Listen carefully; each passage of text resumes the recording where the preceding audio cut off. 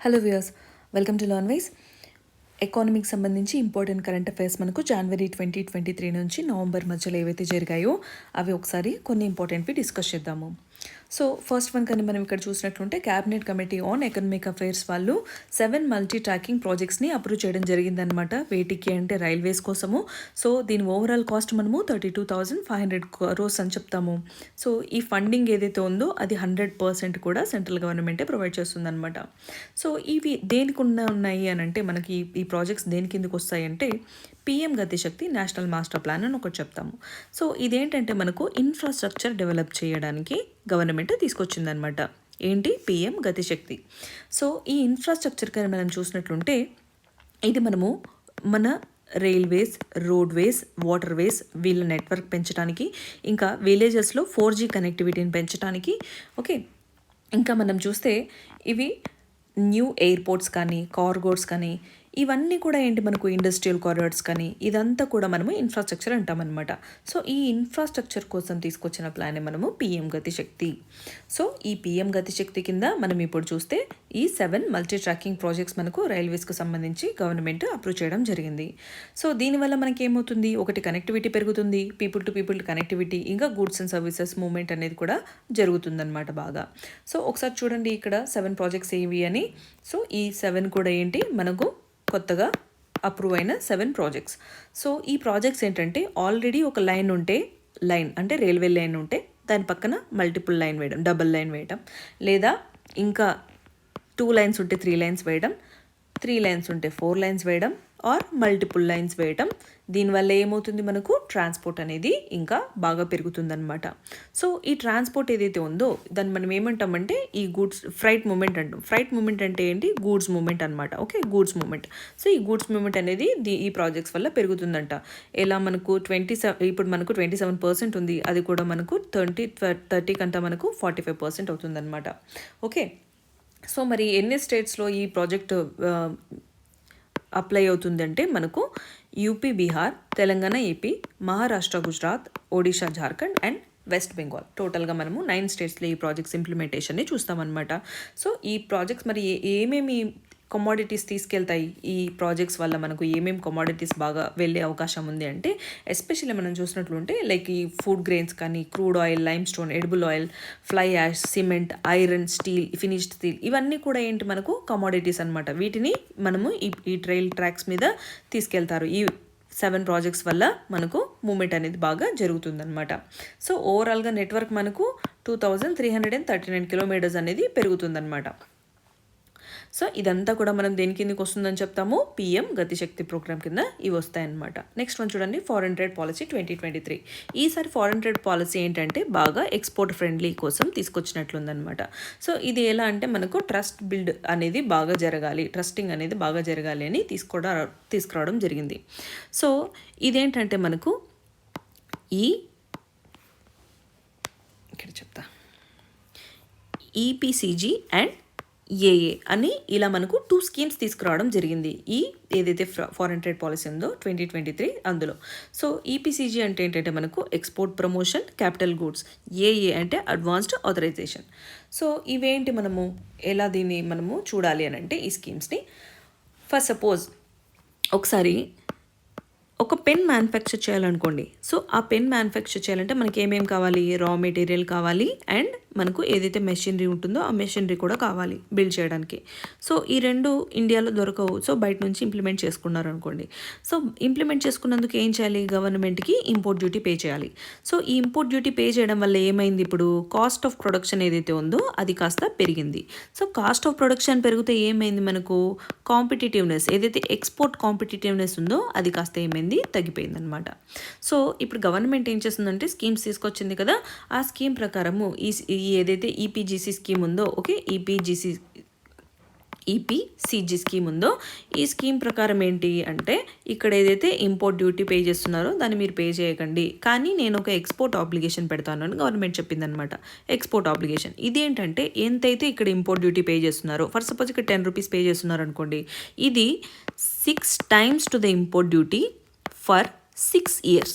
Okay, 6 times అంటే 60 rupees 6 years వరకు కూడా నేనేం చేయాలి, ఇంపోర్ట్ చేయాలంట, ఒకసారి ఎక్స్పోర్ట్ చేయాలన్నమాట. ఓకే, సో ఎక్స్పోర్ట్ చేస్తే అప్పుడు మీకు ఈ స్కీమ్ అప్లై అవుతుంది. ఈ ప్రాజెక్ట్ ఏదైతే ఉందో ఈ స్కీమ్ అది అప్లై అవుతుందని చెప్తున్నారనమాట. ఒకవేళ 6 years ఎక్స్పోర్ట్ చేయలేకపోతే ఆ ఏదైతే క్రైటీరియా ఉందో అది మీట్ అవ్వకుంటే అప్పుడు ఏమవుతుందంటే గవర్నమెంట్ ఏం చేస్తుంది, ఇట్ ఇంపోజెస్ ఇంట్రెస్ట్ వేస్తుందన్నమాట అండ్ ఇంకా పెనాల్టీ కూడా వేస్తుందన్నమాట. సో దీనివల్ల ఏమైంది, ఆల్రెడీ ఎక్స్పోర్ట్ చేసే వాళ్ళు ఏం చేస్తారు, ఆపేస్తారనమాట ఇంకా ఎక్స్పోర్ట్ చేయడమే. సో పెండింగ్ మళ్ళీ ఎక్స్పోర్ట్ చేయాలంటే ఇవి పే చేయాలి కదా అని ఆపేస్తారు. సో ఇప్పుడు గవర్నమెంట్ ఏం చేస్తుందంటే అమ్నెస్టీ స్కీమ్ అని ఒకటి తీసుకొచ్చిందనమాట, 1 time అమ్నెస్టీ స్కీమ్. సో ఈ స్కీమ్ని ఒకసారి 2011-12లో ఒకసారి తీసుకొచ్చారు. సో దాని తర్వాత మళ్ళీ ఇప్పుడే తీసుకురావడం అనమాట. ఇది ఏం చేస్తుందంటే ఏవైతే ఇక్కడ పెండింగ్ బిల్స్ ఉన్నాయో ఆ పెండింగ్ని ఇవి తీసేస్తాయి అనమాట. సో ఇప్పుడు ఏంటంటే ఎక్స్పోర్టర్ ఫ్రెష్గా ఎక్స్పోర్ట్ చేసుకోవచ్చు అనమాట. He is free of penalties and interest, he or she is free. So దీనివల్ల మనకి ఏమవుతుంది, ఎక్స్పోర్ట్స్ అనేవి మళ్ళీ పెరుగుతాయి అన్నమాట.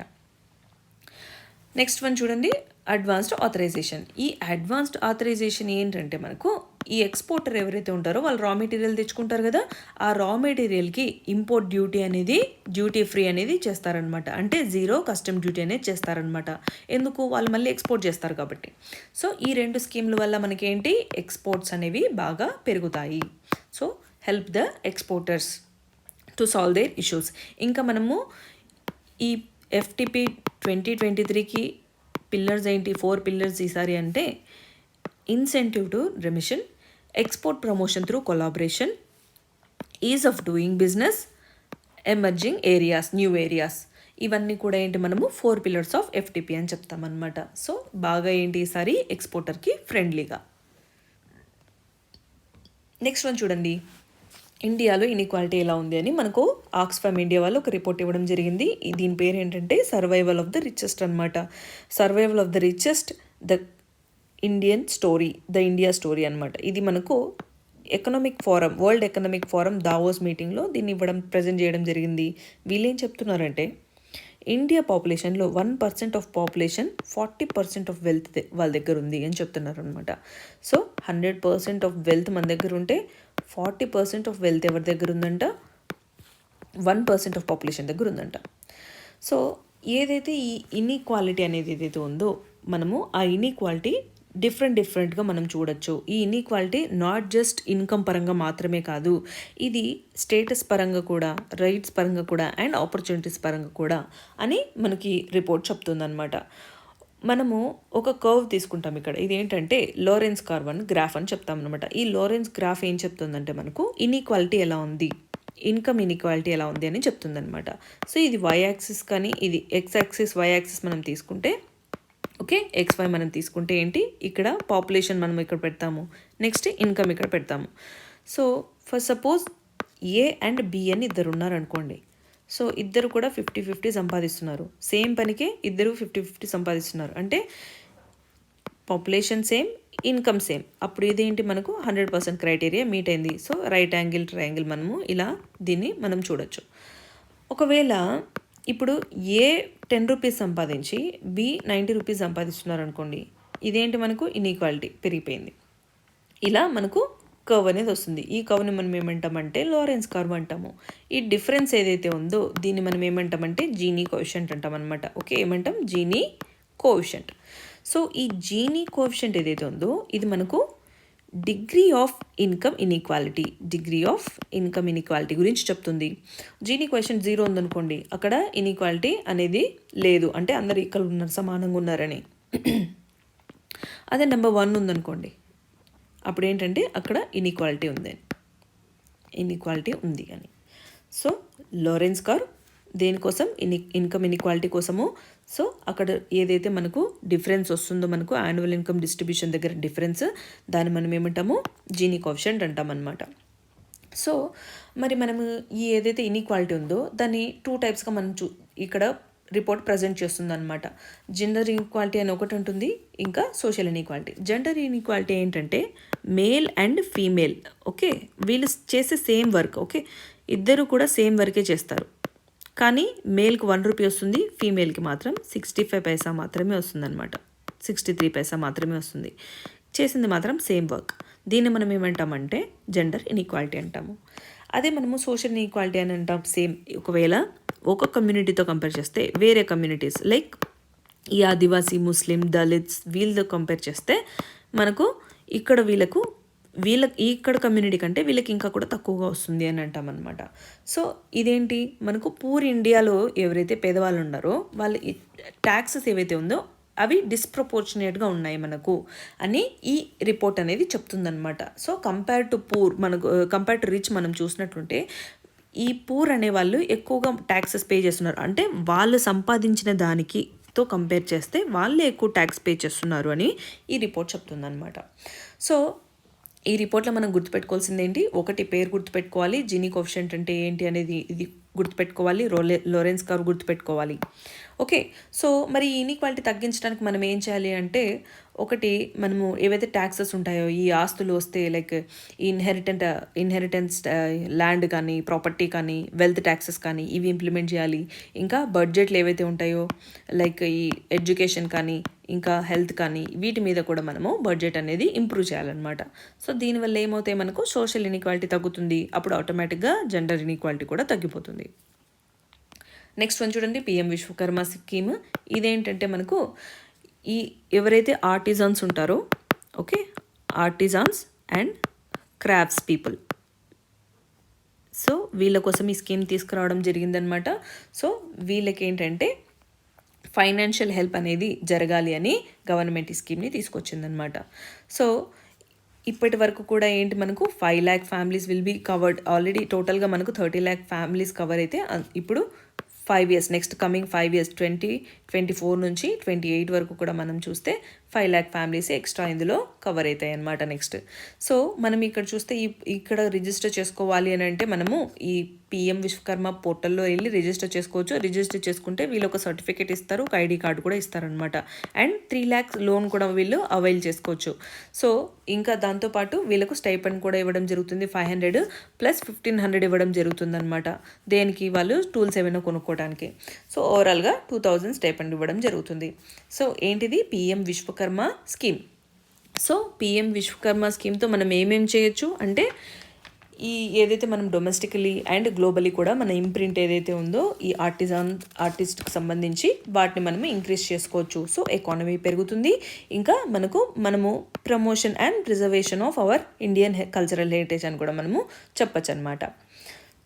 So this is about PM Vishwakarma scheme. Next one చూడండి, India's first UPI ATM. So ఇదేంటంటే మనం ఏటీఎంకి వెళ్ళి మనీ విత్డ్రా చేసుకోవాలంటే మనకు మనీ కావాలంటే మనం ఏటీఎంకి వెళ్తాం, అక్కడ కార్డ్ తీసుకొని ఇప్పటి నుంచి ఈ ఏదైతే ఫస్ట్ యూపీఐ ఏటీఎం ఉందో సో దీని దగ్గర నుంచి మనకి ఏంటంటే కార్డ్లెస్ అనమాట. అంటే కార్డ్ తీసుకోవాల్సిన అవసరం లేదు, మొబైల్లో మనము ఇలా స్కాన్ చేస్తే చాలు, కార్డ్ అవసరం లేకుండా మనము మనీని విత్డ్రా చేసుకోవచ్చు అనమాట. సో దీన్ని ఎవరెవరంటే Hitachi payment services and NPCI వీళ్ళిద్దరి ఆధ్వర్యంలో అసోసియేషన్లో మనకు ఈ సర్వీసెస్ అనేవి ప్రొవైడ్ చేయడం జరుగుతుంది. సో దీన్ని ఏమంటామంటే UPIs only white labelled ATMs అని అంటాం అనమాట. సో దీనివల్ల మనకి ఏమవుతుంది, ఏవైతే ఫ్రాడ్స్ జరుగుతున్నాయో ఏటీఎం కార్డ్స్ వల్ల అది మనము తగ్గించుకోవచ్చు. లైక్ మనము స్కిమ్మింగ్ జరుగుతుంది కదా, ఈ పెట్రోల్ పంప్స్లో కానీ రెస్టారెంట్స్లో కానీ మనం స్కిమ్మింగ్ చూస్తాము. ఓకే, మనం పిఓఎస్ మిషన్లో ఇలా స్వైప్ చేస్తే వాళ్ళు ఏం చేస్తారు, ఆ డేటాను సేవ్ చేసుకొని వాళ్ళు యూజ్ చేసుకుంటారు అనమాట. సో ఇవన్నీ కూడా మనము ఫ్రాడ్స్ అనేవి కూడా మనం తీసేయచ్చు అనమాట, ఎందుకంటే కార్డ్ యూజేజ్ అనేది లేదు కాబట్టి అక్కడ. So India's first UPI ATM, Hitachi payments and NPCI. Next one చూడండి, ఫస్ట్ అడ్వాన్స్ ఎస్టిమేట్స్ అని అంటాము. సో ఫస్ట్ అడ్వాన్స్ ఎస్టిమేట్స్ అంటే ఏంటంటే మనకు గవర్నమెంట్ అఫీషియల్గా ఇచ్చే ఒక ఎస్టిమేట్ రిపోర్ట్ అనమాట, ఆ ఇయర్ జీడిపి మనకి ఎలా ఉంటుంది అని. సో ఆ ఇయర్ జీడిపి ఎలా ఉంటుంది అనే దాన్ని బట్టి ఈ రిపోర్ట్ని బట్టి నెక్స్ట్ ఇయర్ బడ్జెట్ అలొకేషన్స్ని గవర్నమెంట్ చేసుకోవచ్చు అనమాట. సో ఈ రిపోర్ట్ ఎప్పుడు వస్తుందంటే మనకు ప్రతి ఇయర్ జనవరి ఫస్ట్ వీక్ ఎండ్లో ఇస్తారంట. అంటే మనకు ఫస్ట్ వీకెండ్ అంటే మనము January 7th అని చెప్పొచ్చా. సో January 7th మనకు ఇస్తారనమాట. సో ఇది కూడా ఏంటంటే మనకు 3 quarters మాత్రమే ఇవ్వగలుగుతుంది అనమాట. ఎలా ఇది అంటే లైక్ మనము 4 quarters పెట్టుకుంటాం ఒక ఇయర్లో, 1 2 3 4. సో ప్రతి దాంట్లో కూడా ఏంటి మనము 3 months పెట్టుకుంటాం అనమాట. ఇదేంటి జనవరిలోనే ఇచ్చేస్తుంది. యాక్చువల్గా మనము ఎప్పుడు పెట్టుకుంటాము, మనకు ఒక ఇయర్ మనము ఫైనాన్షియల్ ఇయర్ ఎలా చెప్తామంటే 1st April నుంచి మనం ఏం చెప్తాము 31st March నెక్స్ట్ ఇయర్కి.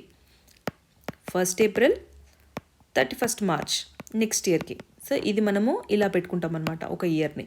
సో ఈ క్వార్టర్ ఏంటి మనకు అంటే 3నే కవర్ చేస్తుంది, ఇందులో 4th అనేది ఉండదు, ఎందుకంటే మనము ఏప్రిల్ కంటే ముందుగానే రిపోర్ట్ ఇచ్చేస్తున్నాం కాబట్టి.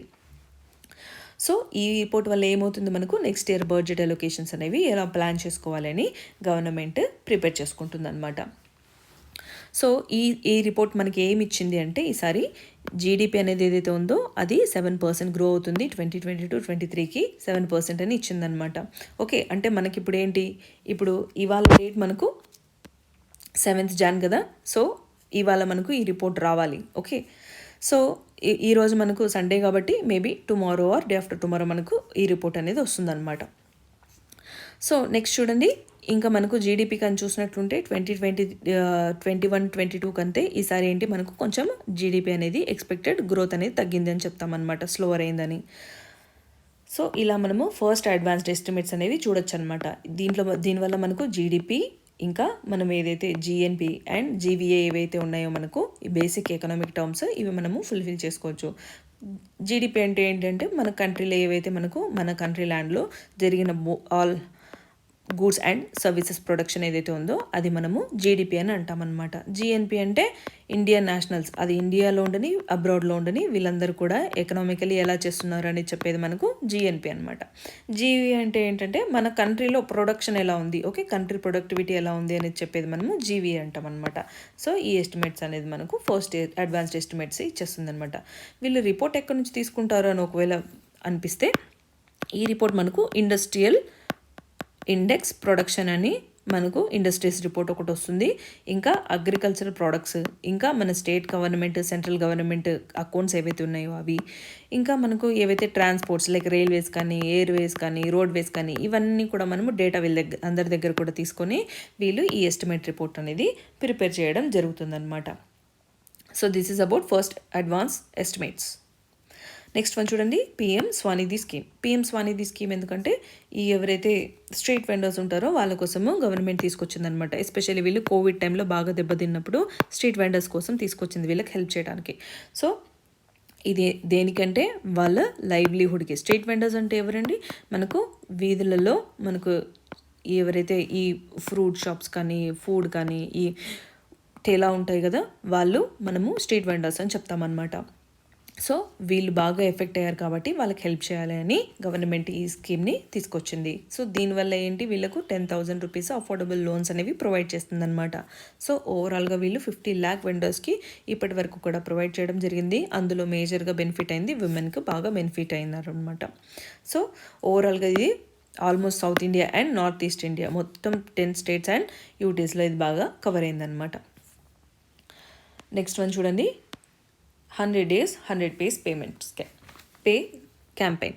సో ఇదేంటి 100 days 100 pays అంటే, ఆర్బీఐ దీన్ని లాంచ్ చేసిందనమాట. ఎందుకంటే ఏవైతే అన్క్లెయిమ్డ్ డిపాజిట్స్ అంటే, ఫర్ సపోజ్ ఒక స్కీమ్ చేసామనుకోండి, ఆ స్కీమ్ ఎక్స్పైరీ డేట్ 5 years వరకు మాత్రమే. ఓకే, సో 5 years వరకు మనం పే చేసి 5 years తర్వాత వదిలేయాలి.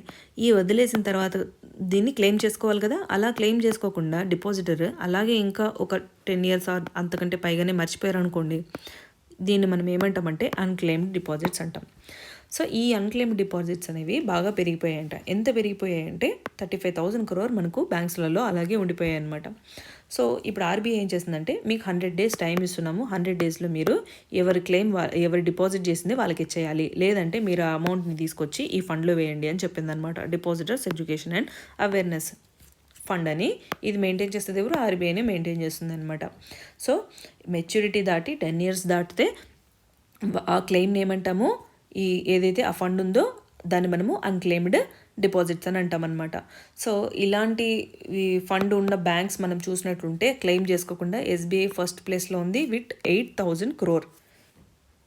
Next national Punjab bank 5,000 crore, Canara bank 4,000 crore, bank of Baroda 3,000 crore. So claim చేసుకోకుండా ఇన్ని ఉన్నాయన్నమాట మనకు ఇంకా కూడా. సో మన మనీ ఏదైతే ఉందో బ్యాంక్స్లో అలా ఉంది. సో దీనివల్ల మనకి ఏమవుతుంది, ట్రాన్స్పరెన్సీ అనేది పెరుగుతుందన్నమాట బ్యాంక్స్లో. నెక్స్ట్ వన్ చూడండి, India's first international cruise. So టూరిజంని డెవలప్ చేయడానికి మనకు గవర్నమెంట్ ఏం చేసింది, ఫస్ట్ ఇంటర్నేషనల్ క్రూజ్ని తీసుకొచ్చిందనమాట. ఇక్కడ ఉంది కదా. సో దీని పేరు ఏంటి, మనము ఎంవి ఎక్స్ప్రెస్ అనమాట. క్రూజ్ పేరు గుర్తుపెట్టుకోండి, ఎంవి ఎక్స్ప్రెస్. ఎక్కడి నుంచి వెళ్ళింది, చెన్నై నుంచి శ్రీలంక వరకు వెళ్ళిందనమాట. సో ఇది మనకి ఏంటంటే ఓవరాల్గా మనం చూస్తే దీని బిల్డింగ్ కాస్ట్ మనకు 17 crores పడింది. సో 17 crores నుంచి మనకు ఈ క్రూజ్ సర్వీసెస్ చూస్తే శ్రీలంకలో 3 పోర్ట్స్ వరకు మనకి ఇది ఆగుతుందంట. ఎక్కడెక్కడ అంటే ఒకటి హాంబన్ తోట దగ్గర ఆగుతుందంట, ఇంకా త్రింకోమల్లి దగ్గర, ఇంకా కనకేసంతురాయ్. ఈ 3 పోర్ట్స్ దగ్గర కూడా మనకు ఇలా ఆగుతుంది. సో అది ఇలా అయినా రావచ్చు ఆర్ ఇలా అయినా రావచ్చు. ఓవరాల్గా మనకు ఇది టూరిజంని డెవలప్ చేయడానికి అనమాట. ఓన్లీ ఇక్కడ మాత్రమేనా, ఇంకా వేరే దేశాలలో కూడా ఉందా అంటే మనకు ఇంకా శ్రీలంక ప్రజెంట్ స్టార్ట్ అయింది, థాయిలాండ్ అండ్ మయన్మార్లో కూడా తొందరలోనే స్టార్ట్ చేసేస్తారు. ఇంకా మనం చూస్తే ఈ సేమ్ స్కీమ్ మనకు ఇండియాలో కూడా అప్లై అవ్వడానికి అండమాన్, పుదుచ్చేరి అండ్ లక్షద్వీప్స్లో కూడా సర్క్యూట్స్ని, టూరిజం సర్క్యూట్స్ని డెవలప్ చేస్తారంట. సో వెజల్స్ కానీ మనం చూసినట్లయితే ఈ క్రూజ్ షిప్స్ ఏవైతే ఉన్నాయో అవి ఇంక్రీజ్ చేయడం జరిగింది. ఇప్పుడు 2023 అంతా 208, 500 మనకు 2030 అంతా 500 క్రూజ్ షిప్స్, ఇంకా 2047 అంతా 1100 మనకు క్రూజ్ షిప్స్ అనేవి డెవలప్ చేయడానికి ప్లాన్ వేశారనమాట. సో దీనివల్ల మనకు టూరిజం అనేది బాగా పెరుగుతుంది. నెక్స్ట్ వన్ చూడండి, డీడాలరైజేషన్. సో డీడాలరైజేషన్ అంటే ఏంటి అంటే మనకు ప్రపంచంలోనే అత్యంతగా ఎక్కువగా యూజ్ చేసే కరెన్సీ ఏంటి అంటే మనము డాలర్స్ అని చెప్తాము. తర్వాత ఏమంటాము, యూరోస్ అంటాము. సో డాలర్స్ ఏంటంటే మనకు బాగా సర్క్యులేట్ అవుతున్నాయి కాబట్టి ఎకానమీలో వరల్డ్ మొత్తం ప్రపంచం అంతా కూడా వీళ్ళు ఏంటంటే యూఎస్ వాళ్ళు బాగా ఆధిపత్యం ఇస్తారనమాట, చెలాయిస్తారనమాట. ఎలా, మా కంట్రీ కరెన్సీ బాగా చలామణిలో ఉంది కాబట్టి సో మీరు ఏదైనా కంట్రీ ఒకవేళ ఒప్పందంలో కానీ ఏదైనా శాంక్షన్ వేయాలన్నా కానీ వీళ్ళు ఏం చేస్తారంటే సింపుల్గా మా కరెన్సీ యూజ్ చేసుకోకూడదు అని ఆబ్లిగేషన్స్ పెట్టేస్తారనమాట. అప్పుడు ఏమవుతుంది, ఆ అదర్ కంట్రీ ఏదైతే ఉందో అది బాగా దెబ్బతినిపోతుంది. అందుకు ఈ ఏదైతే డీడాలరైజేషన్ ఉందో దాన్ని తీసుకురావాలి అని అదొక ఉద్దేశము. ఇంకొకటి ఏంటంటే యూఎస్లో ఇప్పుడు అప్పులు కూడా బాగా పెరిగిపోతున్నాయి అనమాట. సో ఎప్పటికైనా సరే రెసెషన్లో వెళ్ళిపోవచ్చు యూఎస్ అనేది. మనకు ఏం చేయాలి, మనము డాలర్స్ అనిలో నుంచి మనము వేరే దానికి మనము దారి మళ్లించాలి అనే ఉద్దేశంతో కంట్రీస్ మాట్లాడుకుంటున్నాయి అనమాట. సో అందులో ఒకటి ఏంటి, మనము బ్రిక్స్ కంట్రీస్ అని చెప్తాము. బ్రిక్స్ అంటే ఏంటి, మనము Brazil, Russia, India, China and south Africa అని చెప్తాం. సో ఈ ఏదైతే రిసెషన్లో వెళ్ళిపోయేది డాలర్, మిగిలిన ఆల్ సెంట్రల్ బ్యాంక్స్ ఏవైతే ఉన్నాయో పక్క కంట్రీస్ వాళ్ళందరూ కూడా అబ్జర్వ్ చేస్తున్నారనమాట. సో వీళ్ళు సజెస్ట్ చేస్తున్నారు మెల్లిమెల్లిగా మనము డీడాలరైజేషన్ అయిపోవాలి అని. ఆల్రెడీ మనకు చూసినట్లుంటే రష్యా అండ్ చైనా వాళ్ళు ఒకటి స్టార్ట్ చేశారనమాట. దాని పేరు CIPS అంటాము. ఇదేంటంటే cross border inter payment system. So దీంట్లో ఏంటంటే డాలర్ యూజేజ్ అనేది లేదు. ఇంకా మనం చూస్తే ఈ బ్రిక్స్ కంట్రీస్ కూడా ఏంటంటే లోన్స్ ఏవైనా ఉంటే ఆ లోన్స్ అనేది బ్రిక్స్ మనకు లోన్స్ ఏవైతే ప్రొవైడ్ చేస్తుందో ఆ ప్రొవైడ్ చేసే లోన్స్లో 50% ఏంటంటే వాళ్ళ నేషనల్ కరెన్సీలోనే ఉంటుందన్నమాట. Okay, national కరెన్సీలోనే. సో దీనివల్ల మనకి ఏమవుతుంది, మెల్లిమెల్లిగా మనము డీడాలరైజేషన్, డాలర్ నుంచి మనము షిఫ్ట్ అయిపోతాం అనమాట. దీంట్లో ఏంటి, వెస్ట్ డామినెన్స్ అనేది మనము బాగా తగ్గించేస్తాం. బ్రిక్స్ కూడా స్టార్ట్ అయింది ఎందుకు, మనకు వెస్ట్ డామినెన్స్ ఏదైతే ఉందో దాన్ని తగ్గించడానికి మనకు బ్రిక్స్ తగ్గిపోయిందనమాట. ఈ బ్రిక్స్ అనేది పెట్టడం జరిగింది. నెక్స్ట్ చూడండి, ఈ ఇండియా అండ్ మలేషియా వాళ్ళు కూడా ఏంటి మనకు సెటిల్మెంట్ రేట్ అనేది ఒకటి తీసుకున్నారు. దీంట్లో మనకేంటి ఇండియన్ రూపీస్ అనేది మనకు ఎక్స్చేంజ్ మోడ్ ఆఫ్ ట్రాన్స్పోర్ట్ అనేది, ఈ exchange payment mode of payment అనేది ఇండియన్ రూపీస్లో జరగాలి అని మాట్లాడుకున్నారనమాట. ఇదేంటి మనకు డీడాలరైజేషన్ అంటే డాలర్ని తగ్గించేయడం. నెక్స్ట్ చూడండి, కొచ్చి వాటర్ మెట్రో మనకు ఇండియాలోనే ఏంటిది ఫస్ట్ వాటర్ బేస్డ్ మెట్రో అనమాట. ఇదేంటి మనకు ఎకో ఫ్రెండ్లీ. సో ఇదేంటి మనకు lithium titanate oxide LTO batteries, ఇవి మనకు 10 years వరకు లైఫ్ స్పాన్ ఉంటాయి. సో దీనికి ఒక అవార్డు కూడా రావడం జరిగింది. ఇదేంటంటే best commercial passenger electric board in the world అని మనకు గుస్సెస్ అవార్డ్ బై ఫ్రాన్స్ వాళ్ళు ఇచ్చారనమాట. ఓకే, సో ఎక్కడుంది మనకు Kochi water metro is the India's first water based metro. దీనివల్ల మనకి ఏమవుతుంది, ట్రాన్స్పోర్ట్ అనేది బాగా సస్టైనబుల్ మోడ్లో ఉంటుంది. ఇంకా ఈ నెట్వర్క్ ట్రాఫిక్ అనేది బాగా తగ్గిపోతుంది అనమాట. ట్రాఫిక్ కంజెషన్ అనేది బాగా తగ్గిపోతుందని చెప్తాము. నెక్స్ట్ వన్ చూడండి, హెలీ సమ్మిట్ 2023. ఇదేంటి మనకు ట్యాగ్ లైన్ ఈసారి మనకి ఏంటి ఇది అంటే reaching the last mile regional connectivity through helicopters and small air crafts. ఇది మనకు ట్యాగ్ లైన్ అనమాట సమ్మిట్కి. సో ఈ సమ్మిట్ని ఆర్గనైజ్ చేసింది ఎవరు అంటే మినిస్ట్రీ ఆఫ్ సివిల్ ఏవియేషన్ వాళ్ళు దీన్ని ఆర్గనైజ్ చేశారు. సో ఈ సమ్మిట్ ఏంటి మనకు ఇంతకీ ఉడాన్ ఏంటి అంటే ఉడాన్ అంటే ఉడే దేశ్ కా ఆమ్ నాగరిక్ అని అంటాం అనమాట. సో అది దేనికి మనకు ఈ కామన్ పీపుల్కి అఫోర్డబుల్గా ఉండాలి, ఈ టికెట్ ప్రైజ్లు ఎయిర్ బస్ ప్రైజెస్ అనేవి అఫోర్డబుల్గా ఉండాలని అది తీసుకొచ్చారు. ఇంకా రీజనల్ కనెక్టివిటీ పెరిగించాలి అనేది కూడా ఒకటి అందులో ఆబ్జెక్టివ్ అనమాట. ఇప్పుడు అందులోనే మనకి ఏంటంటే హెలికాప్టర్స్ని కూడా ఇంట్రడ్యూస్ చేయడం జరిగింది. ఈ సమ్మిట్లో ఏంటంటే హెలి సేవ మొబైల్ అప్లికేషన్ని రిలీజ్ చేశారనమాట. సో దీనివల్ల ఏమవుతుంది, ఏవైనా పర్మిషన్స్ కానీ కనెక్టివిటీ కానీ ఏదైనా కమ్యూనికేషన్ కానీ చేసుకోవడానికి ఇది అప్లికేషన్ అనేది బాగా ఉపయోగపడుతుంది అనమాట. సో ఏదైనా ఒకవేళ ఒక హెలికాప్టర్ని రెంట్కి తీసుకెళ్ళి ఒక డిస్ట్రిక్ట్లో మీరు దిగాలనుకుంటే ఆ డిస్ట్రిక్ట్ అథారిటీస్కు ముందుగానే 48 hours ముందుగానే వీళ్ళు ఈ కోఆపరేషన్ అనేది ఉంటుందన్నమాట వీళ్ళతో. అంటే కమ్యూనికేషన్ అనేది వాళ్ళకు బాగా ఉంటే so effective implementation of the services అనేది మనకి ఇక్కడ జరుగుతాయి. So Helio summit 2023 tag line ఏంటి దీనికి మనకు theme reaching the last mile regional connectivity through the helicopters and small aircrafts. ఇప్పుడు ఉడాన్ 5.2 ఏంటంటే ఇది మనకు లైక్ స్మాల్ చార్టర్డ్ ఫ్లైట్స్ లాగా, లైక్ ఒకటేమో 9 seats అంట, okay, less than 9 seats and less than 20 seats, ఇలా చిన్న చిన్న చార్టర్డ్ ఫ్లైట్స్లో రీజనల్ కనెక్టివిటీ అనేది మనం చూస్తాము. ఓకే, సో ఈ ఉడాన్ వల్ల మనం ఏం జరుగుతుంది, ఈ హెలి సమ్మిట్ అండ్ ఉడాన్ వల్ల 5.2 వల్ల మనకు టూరిజం అనేది డెవలప్ అవుతుంది. ఇంకా మనం ఏంటి రూరల్ టు అర్బన్ కమ్యూనికేషన్ అనేది పెరుగుతుంది. ఓకే, ఇంకా రిమోట్ ఆపరేషన్ అనేది బాగా జరుగుతుంది అని చెప్తాం. నెక్స్ట్ వన్ చూడండి, direct benefit transfers. So direct benefit transfer అంటే ఏంటి, మనకు ఒక మిడిల్ పర్సన్ లేకుండా ఒక అకౌంట్ నుంచి ఇంకొక అకౌంట్కి ఈజీగా మనీ వెళ్ళిపోవడం ఏమంటాం మనము డైరెక్ట్ బెనిఫిట్ ట్రాన్స్ఫర్ అంటాము. ఏవైతే మనకు గవర్నమెంట్ స్కీమ్స్ ఉన్నాయో మోస్ట్లీ ఏంటి మనకు ఆధార్ బేస్డ్ స్కీమ్స్ అనమాట. సో డీబీటీలో మనకు ఆధార్ అనేది మ్యాండేటరీ కాదు, బట్ ఏంటి ఇది సజెస్టబుల్ అనమాట ఆధార్ అనేది.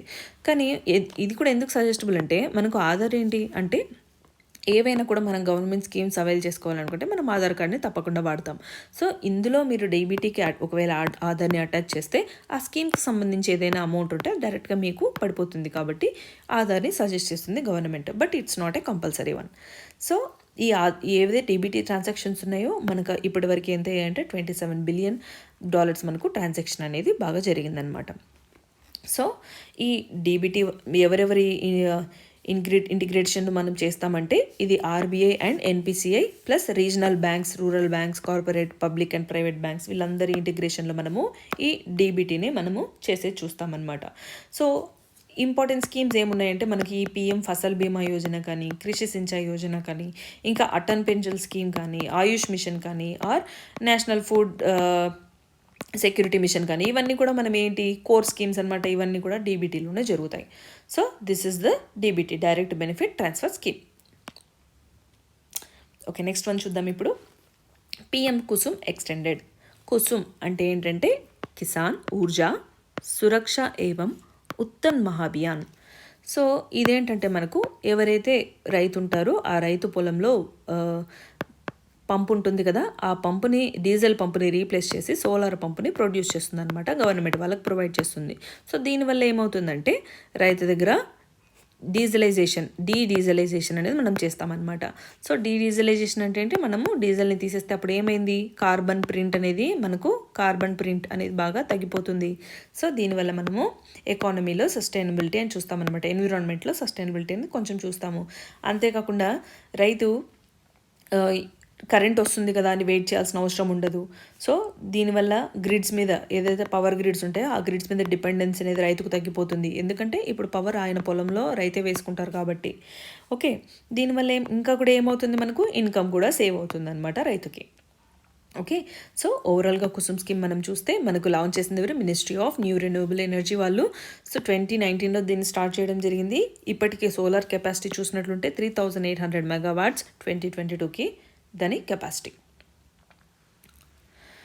సో పిఎం కుసుమ్ స్కీమ్ దేనికోసం, ఫార్మర్స్కి సోలార్ పంప్స్ని ప్రొవైడ్ చేస్తున్నారనమాట. నెక్స్ట్ వన్ చూడండి, సౌత్ ఇండియాలో ఫస్ట్ ఇండస్ట్రియల్ కారిడార్ అనేది ప్రాజెక్ట్ అనేది స్టార్ట్ అయిందనమాట. ఎక్కడ అంటే అది మనము Bengaluru, Chennai and Bengaluru as in Karnataka, Chennai and ఏపీలో మనకు స్టార్ట్ అయిందనమాట ఇది. సో ఏపీలో ఏమో కృష్ణపట్నం, కర్ణాటకలో ఏమో తుమ్కూర్ అండ్ తమిళనాడులో ఏమో పొన్నేరు. ఈ 3 ప్లేస్లలోంచి మనకి ఏంటి ఇవి హాట్స్పాట్స్ అనమాట మనకు ఈ ఇండస్ట్రియల్ కారిడార్కి. ఇదేంటి మనకు తుమ్కూర్ ఇండస్ట్రియల్ కారిడార్ ఇండియాలోనే మనకు ఫస్ట్ టైం, సౌత్లోనే ఫస్ట్ టైం అనమాట ఇండస్ట్రియల్ కారిడార్ ఇది. ఒకసారి చూడండి ఇక్కడ. సో తుమ్కూరు మనకి ఇక్కడ వస్తుంది. ఇదేంటంటే మ్యాంగ్లూర్ పోర్టుకు దగ్గరగా ఉంటుంది అండ్ ఎయిర్పోర్ట్కు కూడా దగ్గరగా ఉంటుంది. సో ఇలా మనము ఇక్కడ మనకు కృష్ణపట్నం పోర్ట్ ఉంటుంది. ఓకే, ఇలా మనము చెన్నై ఇలా మనం తీసుకోవచ్చు అనమాట. ఇదేంటి మనకు first south Indian industrial corridor అని చెప్తాము. సో దీనివల్ల మనకు ఏంటి లాభం మరి ఒకసారి మనం చూస్తే, ఇండస్ట్రియల్ కారిడార్స్ వల్ల మనకు ఈ ఏదైతే గూడ్స్ ట్రాన్స్పోర్ట్ ఏదైతే ఉంటుందో అది మనకు బాగా మేలు అవుతుందన్నమాట.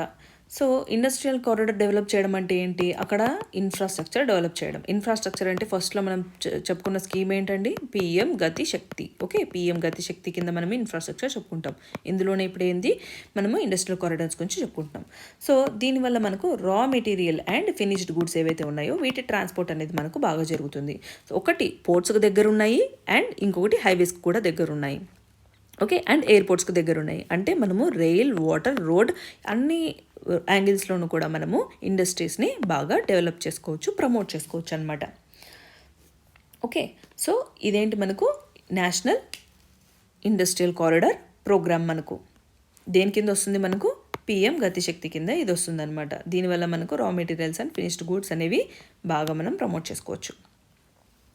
మరి దీన్ని ఒకసారి చూస్తే national industry corridor development implementation trust and Karnataka industrial area development board వీళ్ళు కలిసి ఈ ఇండస్ట్రియల్ టౌన్షిప్ని డెవలప్ చేయబోతున్నారు.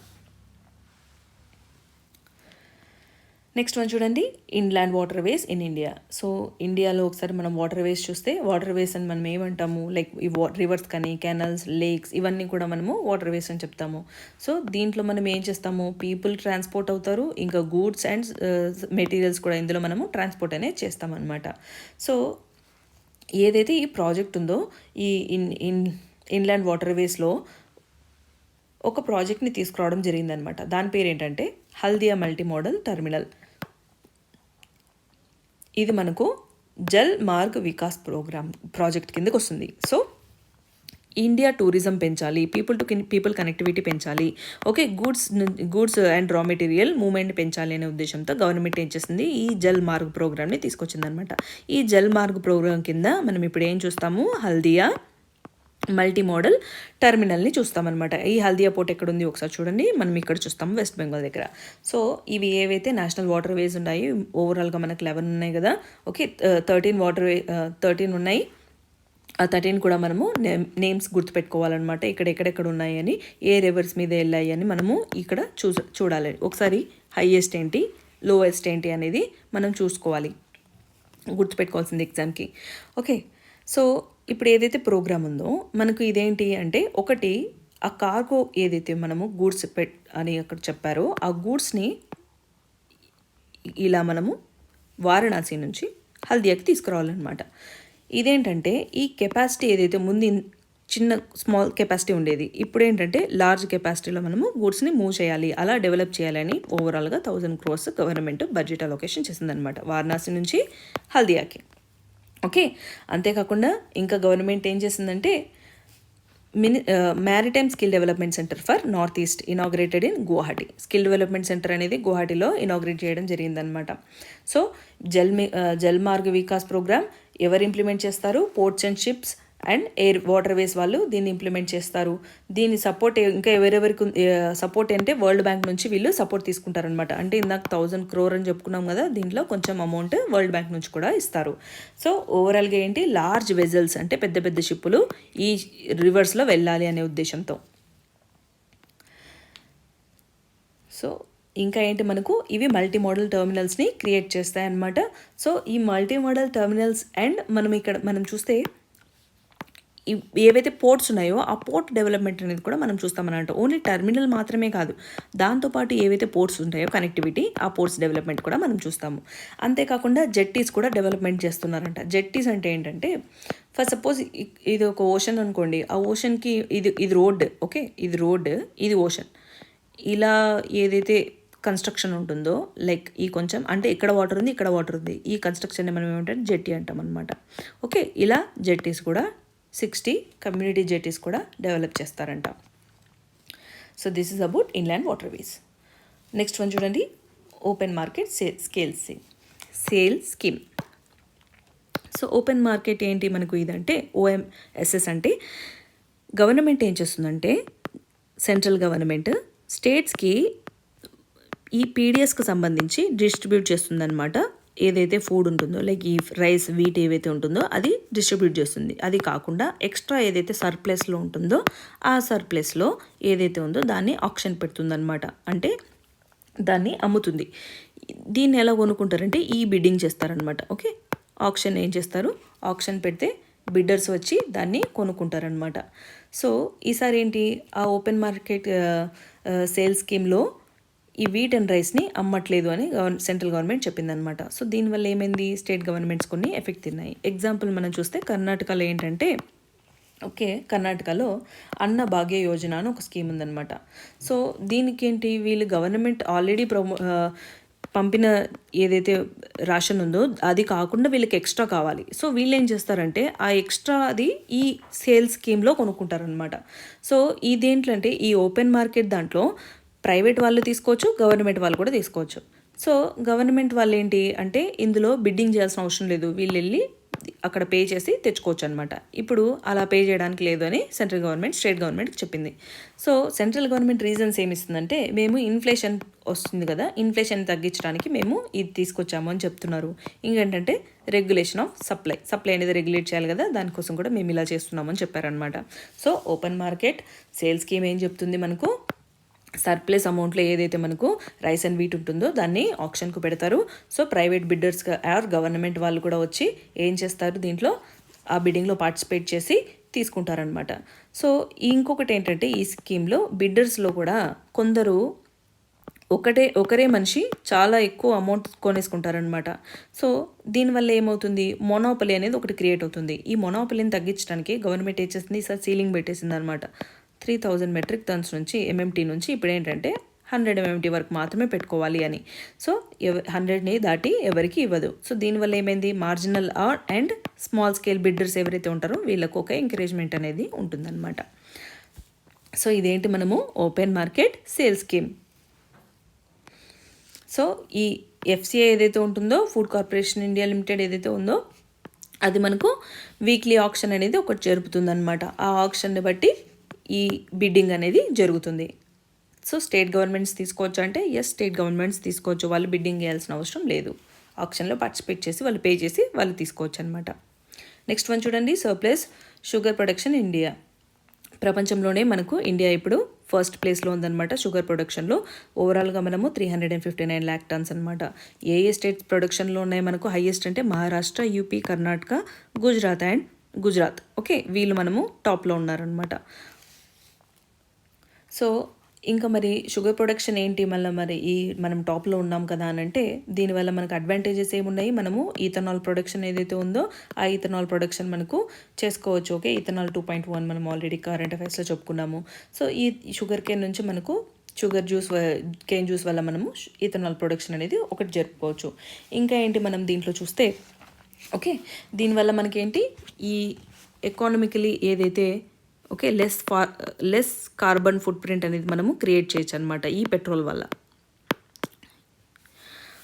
ఇంకా మనము దీంట్లో డ్రాబ్యాక్ కూడా ఒకటి చూడొచ్చు. ఎందుకంటే ఈ ఏదైతే షుగర్ కేన్ ఉందో ఆ షుగర్ కేన్ అనేది హాట్ అండ్ హ్యూమిడ్ క్లైమేట్లో పండుతుంది. సో ఈ హాట్ అండ్ హ్యూమిడ్ క్లైమేట్లో పండుతున్నందుకు దీనికి ఏంటి, ఇది బాగా వాటర్ ఇంటెన్సివ్ అనమాట. సో వాటర్ ఇంటెన్సివ్ కాబట్టి గ్రౌండ్ వాటర్ ఏదైతే ఉంటుందో అది బాగా పీల్ చేసుకుంటుంది. దీనివల్ల గ్రౌండ్ వాటర్ లెవెల్ టేబుల్ తగ్గిపోయి మనకు డ్రౌట్స్ అనేవి వచ్చే అవకాశం ఉందన్నమాట కంటిన్యూస్గా ఫార్మర్ ఇలాగే షుగర్ క్రాప్ వేస్తే. ఓకే, సో ఇదేంటి మనము టోటల్ ఇక్కడ షుగర్ కేన్ ప్రొడ్యూసింగ్ స్టేట్స్ చూసాము and surplus sugar production in India చూసాము. ఎవరిని దాటింది, బ్రెజిల్ని దాటింది ఎప్పుడు 2021-22లో. ఓకే, సో నెక్స్ట్ వన్ చూడండి, వివాద్ సే విశ్వాస్. ఇదేంటంటే వివాద్ సే విశ్వాస్ అంటే ఇది డిస్ప్యూట్ సెటిల్మెంట్ స్కీమ్ అనమాట. Dispute settlement scheme. సో ఈ డిస్ప్యూట్ సెటిల్మెంట్ స్కీమ్లో ఏంటి, మనకు ఏవైనా 2 కంపెనీస్లో డిస్ప్యూట్స్ ఉన్నాయనుకోండి, వీళ్ళు ఏం చేస్తారు, ఈ స్కీమ్ ద్వారా వీళ్ళు అప్లై చేసుకొని రిజల్యూషన్ని తీసుకుంటారనమాట. ఒక అండర్స్టాండింగ్కి వచ్చి రిజల్యూషన్ని తీసుకుంటారు. ఒక సొల్యూషన్ అనేది వీళ్ళు ఫామ్ అవుతుందన్నమాట. ఇప్పుడు ఇదేంటంటే ఇది యూనియన్ బడ్జెట్ 2022 23-24లో దీన్ని అనౌన్స్ చేయడం జరిగింది. సో గవర్నమెంట్ ప్రైవేట్ వాళ్ళతో కూడా పార్టీస్తో కాంట్రాక్ట్స్ పెట్టుకుంటుంది కదా, లైక్ పీపీపీ అంటాము, పబ్లిక్ ప్రైవేట్ పార్ట్నర్షిప్ అని. ఇందులో కొన్ని డిస్ప్యూట్స్ ఉండి ఈ ప్రాజెక్ట్స్ అనేవి ఆగిపోయి ఏమవుతుంది అంటే మనకు ఈ ఇన్వెస్ట్మెంట్ ఏదైతే ఉంటుందో అది స్టక్ అయిపోయి ఉంటుందన్నమాట. సో ఈ స్కీమ్ ద్వారా ఏంటి మనము దీన్ని రిజల్యూట్ చేసి ఆ ఇన్వెస్ట్మెంట్ని మళ్ళీ ఎకానమీలోకి తీసుకొద్దాము అనేది గవర్నమెంట్ ఉద్దేశం అనమాట. సో ఇది ఎవరు చేస్తున్నారు మనకు? Department of expenditure, ministry of finance వాళ్ళు దీన్ని చేస్తున్నారు. సో వీళ్ళు ఏం చేస్తారంటే కాంట్రాక్టువల్ డిస్ప్యూట్స్ ఏవైతే ఉంటాయో కాంట్రాక్ట్కి సంబంధించి గవర్నమెంట్కి సంబంధించి ఇవి కూడా వీళ్ళు డిస్ప్యూట్స్ సాల్వ్ చేస్తారనమాట.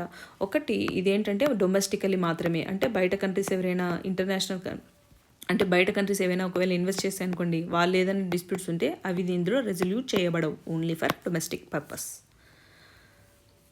ఓకే, ఫర్ ఎగ్జాంపుల్ మనం తీసుకున్నట్లుంటే ఈ ఓఎన్జీసీ అండ్ ఈ ఎన్హెచ్ఏఐ వాళ్ళు ఉన్నారు కదా, అంటే oil and natural gas corporation and national highways authorities of India వాళ్ళు, వీళ్ళ ఎక్కువ కేసెస్ ఉంటాయన్నమాట. సో మ్యాక్సిమం ల్యాండ్ డిస్ప్యూటెడ్ కేసెసే ఉంటాయి.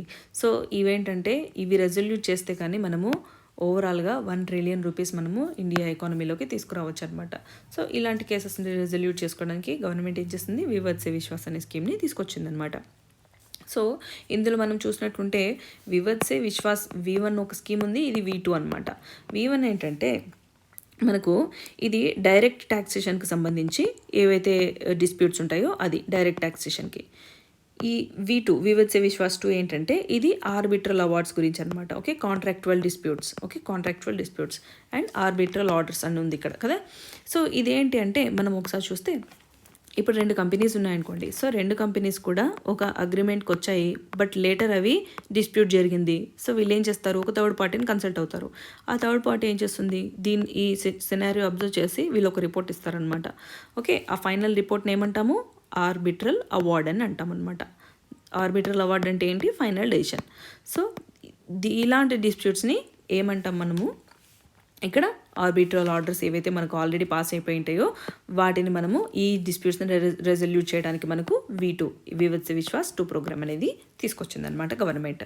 సో సెటిల్మెంట్ అనేది మనకు 2 టైప్స్లో మనం ఇక్కడ చూస్తాము. ఒకదానికొకటి ఏంటి, ఒకటి 85% కాంట్రాక్టర్కి వస్తుంది సెటిల్మెంట్ అయితే, ఇంకొకటి 65% వస్తుందన్నమాట. సో 85% ఇంకా మిగిలింది ఎవరికి వెళ్తుందంటే కోర్ట్ అప్హెల్డ్ చేస్తుందన్నమాట. సో ఇదేంటి మనకు Vivad se Vishwas dispute settlement. Next one చూడండి, ఇండెక్స్ ఆఫ్ 8 కోర్ ఇండస్ట్రీస్. మన ఇండస్ట్రీస్ ఏదైతే ఉన్నాయో ఆ ఇండస్ట్రీస్లో మనము 8 కోర్ ఇండస్ట్రీస్ చెప్తాము. ఈ 8 కోర్ ఇండస్ట్రీస్ మనకు 40% ఆఫ్ ద ఇండస్ట్రీస్లో ఎకానమీని ప్రొడ్యూస్ చేస్తాయన్నమాట.